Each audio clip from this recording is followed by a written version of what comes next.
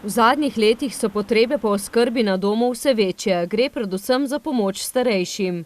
Se vidi to na terenu, da je to zelo posebna oblika pomoči, predvsem z namenom, da starejši ljudje čim dalj ostajajo v domačem okolju s primerno organizirano oskrbo.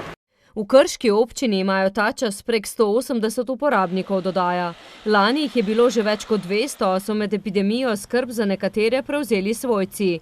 Vsako leto občinski svet potrdi novo ceno.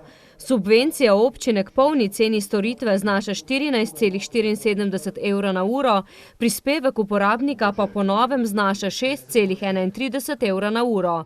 V letošnjem letu se cena za uporabnika zviša za 29 centov.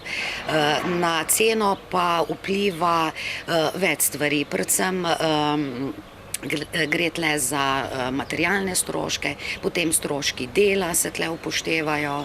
Letno namenimo v proračunu približno 510 tisoč evrov za to pomoč na domu, gre pa v bistvu za subvencioniranje v višini 70% cene pomoči na domu.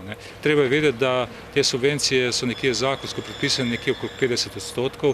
Naša občina iz naslova nadomestila za omejeno rabo prostora dodaja še dodatnih 20%.